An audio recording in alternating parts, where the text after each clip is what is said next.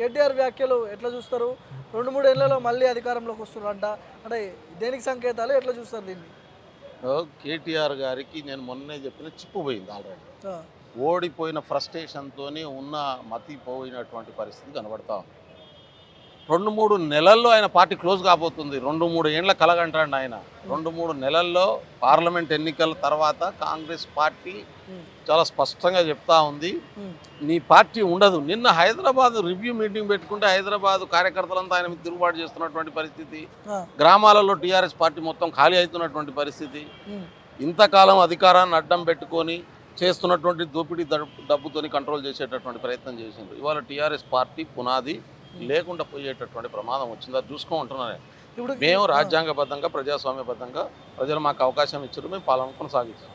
Disturb చేసే పని మొదలు పెడితే నేను మళ్ళీ చెప్తా ఉన్నాను, ఇప్పటికే మా పిసిసి అధ్యక్షులు రాష్ట్ర ముఖ్యమంత్రి గారు పదే పదే చెప్పారు, మేము ఎవరిని గెలకం, మమ్మల్ని గెలికితే ఎవడు ఉండడు. నేను అంటున్నా బాబామర్దులు ఇద్దరు మిగులుతారు.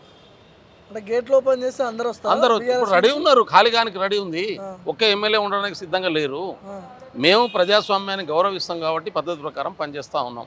ప్రజలకు ఎట్లా మేలు చేయాలి, వీళ్ళు దోసుకున్న దోపిడీని ఎట్లా బయటికి తీయాలి, మేము ఇచ్చిన హామీలు ఎట్లా అమలు చేయాలి. 10 సంవత్సరాల నుంచి కష్టాలతో జనాలు ఇబ్బంది పడుతున్నారు, ఉద్యోగాలు లేక విద్యార్థులు ఇబ్బంది పడుతూ ఉన్నారు. ఆ ఉద్యోగాలు ఎట్లా కల్పించాలి, ఈ అప్పులు ఎట్లా తీర్చాలి, ప్రజలను ఎట్లా నిలబెట్టాలి, గౌరవంగా బతికే పరిస్థితులు తీసుకురావాలని మేము ఆలోచిస్తున్నాం. ప్రభుత్వాన్ని కూలుస్తాం, మేము అధికారంలోకి వస్తాం, ప్రజా తీర్పును గౌరవించాం. ఈ పిచ్చి పిచ్చి మాటలు మాట్లాడితే ఒక్క ఎమ్మెల్యే ఉండడాడు. ఇప్పుడు ముగ్గురే మిగులుతారు, కేటీఆర్, కేసీఆర్, హరీష్ రావు.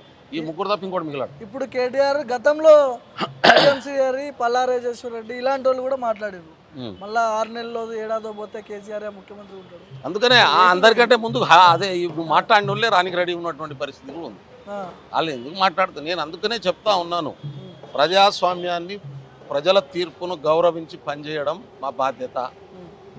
దొంగ తిరుగుడు పనులు చేస్తే ఎటువంటి గుణపాఠం నేర్పించాలో అది నేర్పించడానికి సిద్ధంగా ఉన్నాం. ఎందుకు ఏక్నాథ్ షిండే అంటున్నాడు రేవంత్ రెడ్డిని, చోటా మోడీ అంటున్నాడు, లోక్సభ ఎన్నికల తర్వాత మొత్తం మీరు బీజేపీ కలిసిపోతారంట. ఇవాళ మీరు ఇంటర్వ్యూ అడుగుతున్న సందర్భంలో అస్సాంలో రాహుల్ గాంధీ గారు బీజేపీ ప్రభుత్వానికి వ్యతిరేకంగా గుడికి పోనీయకుండా అడ్డుకుంటే రోడ్డు మీద కూర్చొని నిరసన దీక్ష చేస్తున్నటువంటి సందర్భంలో మాట్లాడుతున్నాం. మనం బీజేపీ కాంగ్రెస్ కలిసిపోయిందని మాట్లాడేటోడు ఎవరైనా ఏమన్నా దానికి సిగ్గుచరం ఉంటుందా? దానికి ఎవరైనా పట్టించుకుంటాడా? ఆ మాటకి ఏమైనా వాల్యూ ఉంటుందా? మనం ఆలోచించాలి కదా మాట్లాడే ముందు. మనం మాట్లాడేదానికి ఏమైనా వ్యాలిడిటీ, క్రెడిబిలిటీ పోతుంది అనేది. అంటే క్రెడిబిలిటీ లేని వాళ్ళు కాబట్టి వాళ్ళు ఏదైనా మాట్లాడవచ్చు అనుకుంటారు. కాంగ్రెస్ పార్టీ, బీజేపీ పార్టీ దేశవ్యాప్తంగా ఇవాళ ఒకటికొకటి పోటీ పడుతున్నటువంటి పరిస్థితి.